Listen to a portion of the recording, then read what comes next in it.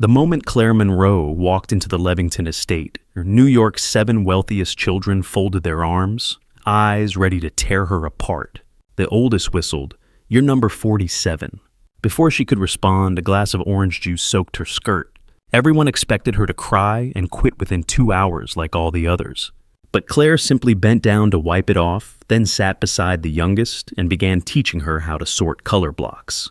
The whole mansion froze. No one expected her to engage with the only child who had never played with anyone in the house.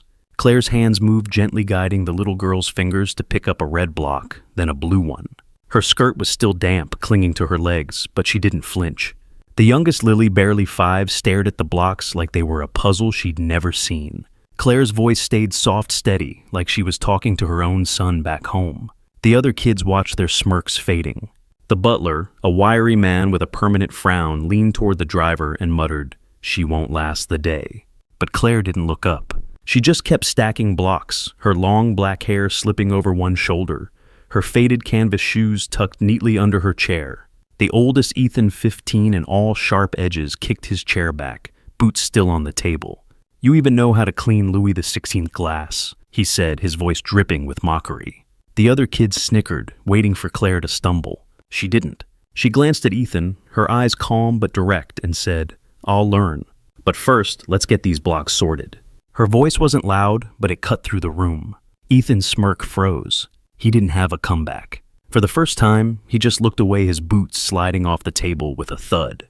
"Before we go on, let's take a quick pause. If Claire's strength is hitting you, like it's hitting me, grab your phone real quick. Hit that like button, drop a comment below about what you're feeling, and subscribe to the channel. It means the world to keep sharing stories like this. Stories that remind us what it means to stand tall. All right, let's get back to Claire. The dining hall was massive, all marble and gold trim, but it felt cold. The kids sat in a row like a jury ready to pass sentence.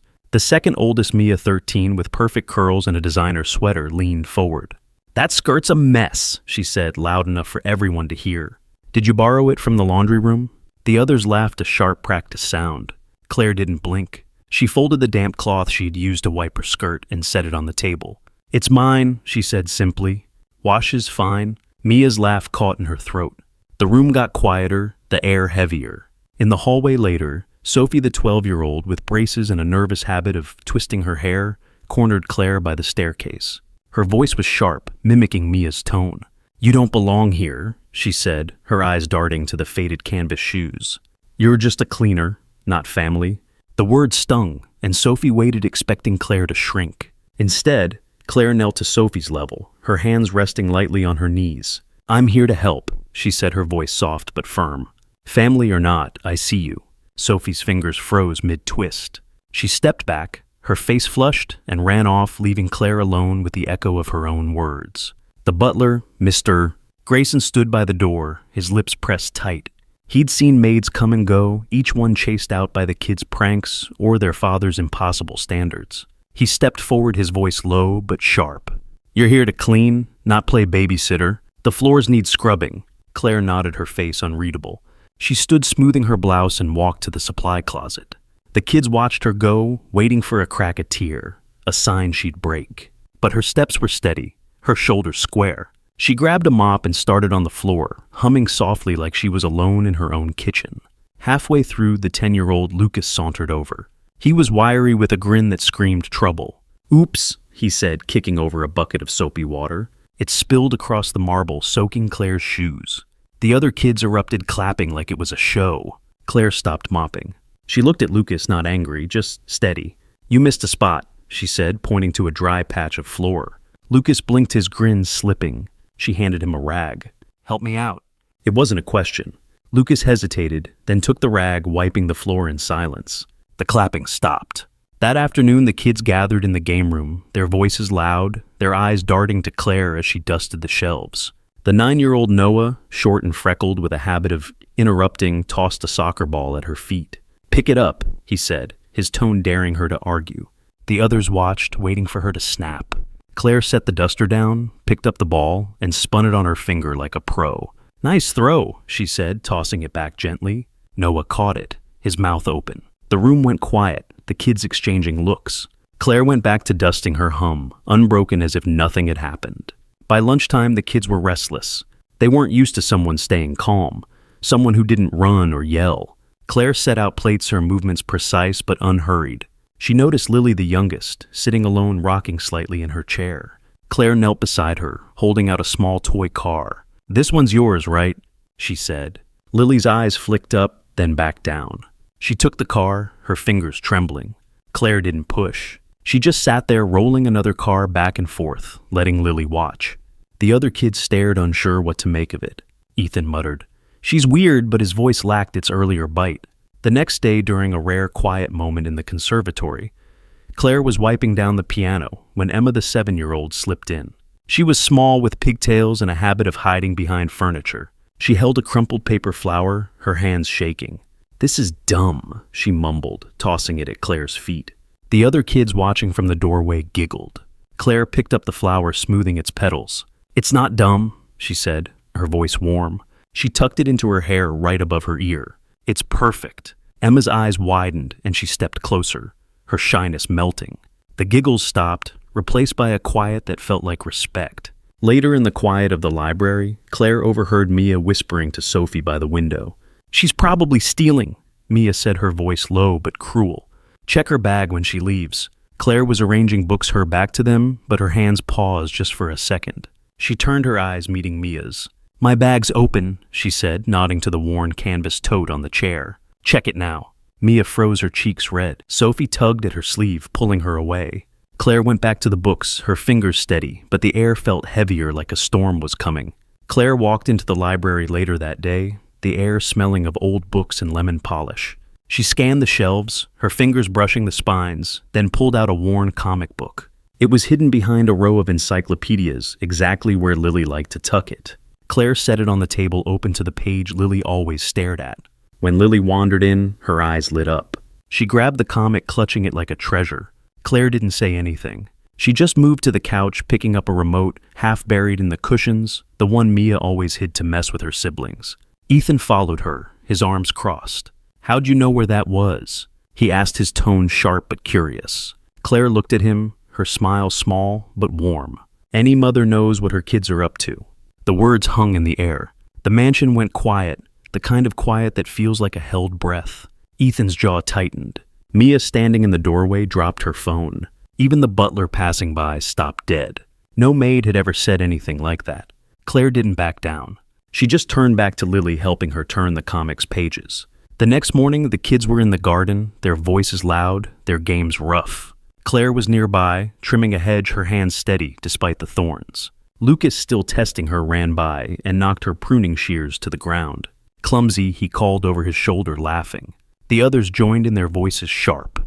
Claire picked up the shears, her face calm. She looked at Lucas, then at the hedge. "You want to try?" she said, holding them out. Lucas stopped, his laugh fading. She showed him how to hold them, her hands guiding his. The other kids watched, their taunts trailing off as Lucas clipped a branch, his eyes wide with focus. That evening, Mr. Darius Levington came home early. He was tall, broad-shouldered, with eyes that could freeze a room. He walked into the kitchen and stopped short.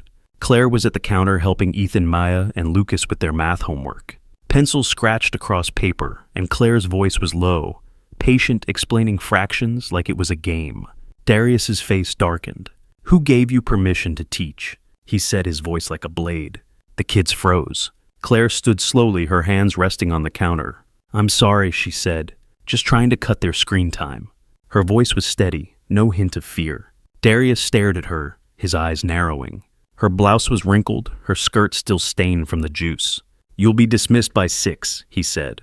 "Collect your pay at the gate." He turned and walked out, his footsteps echoing. The kids looked at Claire, their faces a mix of guilt and worry. She didn't flinch. She just picked up a pencil and pointed to Ethan's paper. "You forgot to carry the 2, she said. Ethan blinked, then nodded, scribbling the correction. The room stayed quiet, but it wasn't cold anymore. It felt like something had shifted. By morning, the mansion was buzzing. 3 of the kids, Lucas, Mia, and Sophie, had taped letters to their father's office door. "Don't fire her." Sophie's note was messy, written in purple marker. Lucas's said, "She's the only one who didn't yell when I broke the vase." Ethan's was longer, folded neatly, left on the desk. She taught me to tie my shoes, right? It read. No one else bothered. Lily, too young to write, had drawn a picture Claire holding hands with all 7 kids walking across the garden. Darius found it at dawn, his coffee untouched. He stared at the drawing, his face unreadable. In the staff room later, the housekeeper, Mrs. Tate, a stout woman with a pinched mouth, caught Claire folding linens. She stepped close, her voice a harsh whisper. "Don't get comfortable," she said. "You're just a temp, and you're making us look bad." Claire kept folding, her hands steady, but her eyes flicked to a photo on the wall. 7 kids at a picnic years ago, their faces softer. She paused, her fingers brushing the frame. "They deserve better than being a job," she said, her voice low. Mrs. Tate's face reddened, but she turned away, her hands shaking as she left the room. He called the butler into his office. "Extend her stay," he said, his voice low. 1 week. The butler nodded, but his eyes lingered on the drawing. Claire didn't know about the letters yet. She was in the garden pushing Lily on a swing, her skirt catching the breeze. Lily giggled, a sound so rare the other kids stopped playing to listen. Ethan stood by the fence watching. He didn't say anything, but he didn't look away either. Claire caught his eye and nodded like she knew he was there. He shoved his hands in his pockets and walked back inside. A few days later, the front door swung open, and in walked Cassandra Levington, Darius's ex-wife. She was all sharp cheekbones and designer heels, her perfume filling the room before she did. She stopped when she saw Claire in the kitchen baking cookies with the kids. Flour dusted Claire's hands, and Lily was laughing, smearing dough on the counter. Cassandra's lips curled. "Good job cleaning," she said, her voice like ice. "I once hired a Michelin star chef for them." The kids froze, their smiles fading. Claire didn't look up. She just handed Lily a spoon, guiding her to stir. Cassandra stepped closer, her heels clicking. "Kids are easy," she said. "Adults aren't." When Sophie ran to hug Claire, Cassandra's eyes narrowed. "Fake affection," she hissed. "Don't think that means anything." Claire paused, her hand still on the spoon. She looked at Cassandra, her face calm but unflinching. "I'm here for them," she said. "Not for you." The words landed like a stone. Cassandra's smirk faltered. She grabbed Ethan's arm and pulled him outside, his face torn as he glanced back at Claire. The following afternoon, Claire was in the playroom helping Noah build a tower with blocks. The 7-year-old Emma, small and quiet, tugged at Claire's sleeve. "Why do you stay?" she asked, her voice barely audible. The other kids looked up their games, pausing. Claire set the block down, her eyes soft. She pulled a small worn photo from her pocket, her son smiling, holding a toy train. "Because I know what it's like to need someone," she said. Emma's eyes widened, and she leaned closer, her hand brushing the photo. The room felt warmer, the kids' faces softer, like they saw Claire differently now. Claire went back to the kids, teaching Lily to count the letters on a cookie cutter. Her hands were steady, but her jaw was tight. She didn't see the family doctor, Dr. Ellis, watching from the doorway. He was an older man, gray hair, kind eyes, always carrying a worn leather bag. He'd been with the family for years. He stepped closer, watching as Claire used wooden blocks to help Lily focus. Lily wasn't just playing, she was responding, her fingers moving with purpose. Dr. Ellis's eyes widened. He pulled out a notebook, scribbling quickly. Later that week, during a stormy afternoon, Claire was in the attic sorting old toys for donation. The wind rattled the windows, and Noah, the 9-year-old, poked his head in his freckles, stark against his pale face. "You're wasting your time," he said, kicking a box. "Nobody wants this junk." The other kids huddled nearby, nodded their eyes, daring her to react. Claire picked up a dusty teddy bear, its button eye loose. She stitched it back on her needle. Steady. "It's not junk to someone who needs it," she said, handing it to Noah. He held it, his fingers tightening, and for a moment his tough act cracked his eyes bright with something unspoken. That evening, Dr. Ellis called Darius to the study. The youngest, he said, his voice low. "Lily, she's showing signs of autism." Claire spotted it. Darius's face went still. He stood by the window, fists clenched. Dr. Ellis held up his notes. "She's been using tactile techniques, things the school missed for years." Claire was in the next room helping Lily stack blocks, her voice soft as she counted each one. Darius watched through the glass door, his expression caught between grief and something heavier. He didn't move, but his hands loosened just a little. During a quiet moment in the library, Claire found Ethan alone, staring at a chessboard. The pieces were scattered, the game unfinished. He didn't look up as she approached. "You play?" she asked, her voice gentle. He shrugged, his fingers hovering over a pawn. Claire sat across from him, moving a knight. "Your move," she said. Ethan's eyes flicked to her surprised. They played in silence, the board filling with careful moves. When Claire checkmated him, he didn't scowl. He just nodded his shoulders, relaxing. "You're good," he said, almost too quiet to hear. Claire smiled, resetting the board. At dinner, a week later, the tension was thick. Darius's Aunt Margaret was visiting 60, draped in pearls, her smile as sharp as her tongue. She watched Claire set the table, her eyes locking on the small notebook Claire pulled from her pocket. Claire jotted something down her pencil, moving quickly. Margaret leaned forward. "What's that?" she snapped. "A blackmail list." The table went quiet. Claire looked up, startled. "Just allergy notes for the kids," she said, her voice even. Margaret laughed, a cold, biting sound. "Spare us your virtue act," she said, tipping her wine glass. The red liquid splashed across Claire's lap. Claire froze the wine, soaking through her skirt. The kids stared wide-eyed. Darius was at the head of the table, his fork still. Margaret smirked, waiting for Claire to run. But Claire didn't. She set the notebook down, her hands steady, and looked at Margaret. "I'll clean it up," she said. Her voice was quiet, but it carried. She stood, walked to the sink, and grabbed a cloth. The room watched her every move. Darius's eyes followed her, but he didn't speak. Ethan's hands gripped his chair, his knuckles white. The next day, Claire was in the nursery rocking Lily to sleep. The other kids were at school, the mansion quiet. A groundskeeper, Tom, a burly man with a loud laugh, poked his head in.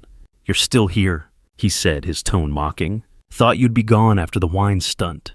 Claire kept rocking, her hand gentle on Lily's back. "I stay for her," she said, nodding to Lily. Tom's laugh died. He shifted uncomfortable, then left. Lily stirred, her tiny hand gripping Claire's finger. The room felt still, like it was holding its breath for them both. Later, Claire handed the soaked notebook to Darius. "It's a medical log," she said, "for Lily. The doctor asked me to track her reactions." She pulled a folded paper from her pocket, a signed form from Dr. Ellis. Darius took it, his face rigid. He read the form, then looked at Margaret. "If you insult the only person who understands my child again," he said, his voice low, "you'll leave this house." Margaret's mouth opened, then closed. She pushed her chair back and left the room. The kids looked at Claire, their eyes softer now, like they were seeing her for the first time. In the laundry room a few days later, Claire was folding towels when Mia walked in, her phone clutched tight. "They're talking about you," she said, her voice shaky. She held up a gossip site, the headline screaming about Claire's schemes. Claire glanced at the screen, her hands still folding. "Let them talk," she said, her voice calm. She handed Mia a towel, guiding her to fold it. "You're better than their words." Mia's eyes welled up and she folded the towel, her hands trembling. For the first time, she didn't argue. She just stayed folding in silence beside Claire. The next week, the mansion was hit with a storm. Not rain gossip. A tabloid reporter had slipped in posing as a delivery driver. Photos of Claire hugging the kids hit the internet, twisted into something ugly. Headlines screamed, "Widowed Maid seduces billionaire for fortune."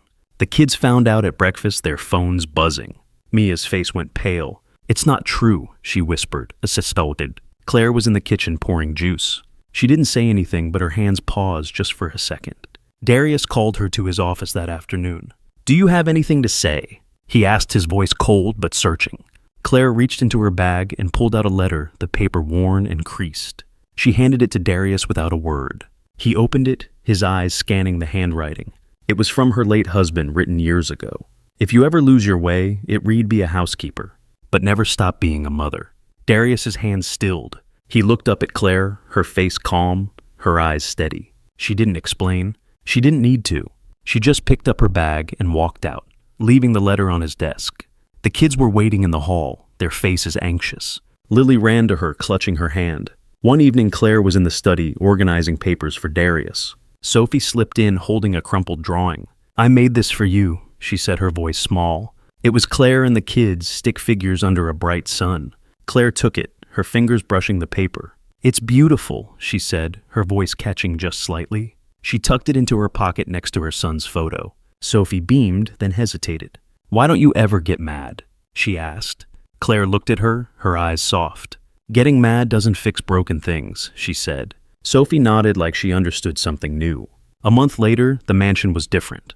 The air felt lighter, the kids louder, their laughter real. Darius called a press conference in the Grand Hall announcing a new scholarship fund named after his ex-wife. He stood at the podium, his voice steady but warm. Claire Monroe will serve as executive director of the Levington Foundation for Youth Education, he said. The reporters shifted surprised. Claire stood off to the side, her blouse simple, her hair loose. She didn't smile, but her eyes were bright. The kids sat in the front row, their faces proud. Before the press conference, Lucas had slipped into the kitchen where Claire was packing a lunch for Lily. He stood by the counter, his usual smirk gone. "I'm sorry," he said, his voice barely above a whisper. He handed her a small carved wooden bird, his hands unsteady. "I made it in shop class." Claire took it, turning it over in her hands. "It's got wings," she says. Her voice soft. "Like you." Lucas's eyes glistened and he nodded, unable to speak. He turned and ran out, but not before Claire saw the pride in his face. She set the bird on the counter, its wings catching the light. Darius stepped down and walked to Claire. He didn't say much, just nodded. The room felt different when he stood beside her, not louder, but heavier, like the air itself knew who he was. One reporter, the one who'd written the gossip piece, tried to ask a question. Darius raised a hand, silencing him. Another reporter, a young woman, looked away, her notebook untouched. The Aunt Margaret wasn't there. She'd been asked to leave the estate for good. The tabloid reporter's paper folded a week later, his name blacklisted from every major outlet. During the press conference, Ethan stood up, his hands in his pockets. He walked to Claire, ignoring the cameras, and handed her a small keychain, a chess piece, a knight. "For you," he said, his voice low. Claire took it, her fingers closing around it. She looked at him, her eyes warm. "I'll keep it close," she said. The reporters watched, their pens still. The kids clapped their cheers, loud and unscripted. Claire slipped the keychain into her pocket, her hand brushing Sophie's drawing, her son's photo. The room felt full, like it couldn't hold any more truth. Claire didn't say a word during the conference. She didn't need to. The kids were around her, their hands brushing hers, their smiles wide. Ethan tied his shoes carefully, the laces perfect. Mia tucked her phone away, her eyes on Claire. Lily held a red block, turning it over in her hands. Darius's voice broke the silence. "She taught my children how to be human," he said. "I only taught them how to make money." The reporters scribbled, but Claire just looked at the kids, her face soft. The consequences came quietly. The reporter who'd spread the lies lost his job, his name dragged online. Margaret's social circle dropped her invitations drying up. Cassandra, the ex-wife, stopped visiting, her calls unanswered. Mrs. Tate, the housekeeper, was reassigned to a different estate, her complaints ignored. None of it was loud or dramatic. It was just the truth catching up like a shadow moving across the room. Claire didn't gloat. She didn't look back. She just kept moving, her steps steady, her bag closed with a quiet snap. In the end, Claire walked out of the mansion, all 7 kids beside her. Each one held her hand, their fingers tight, like they were afraid to let go. The garden was green, the air warm. They crossed the lawn, their shadows long in the evening light. She didn't say much, but her presence said enough. The kids laughed, their voices carrying. They weren't just his kids anymore. They were hers too. Some moments stay with you. The ones where you're judged, dismissed, pushed aside. Claire carried those moments, but she carried something else too. Grace. She didn't need to shout. She didn't need to win. She just needed to be herself. And that was enough. For anyone who's ever been looked down on, this one's for you. You're seen. You're enough. Where are you watching from? Leave a comment below and hit follow to walk with me through heartbreak, betrayal, and finally healing.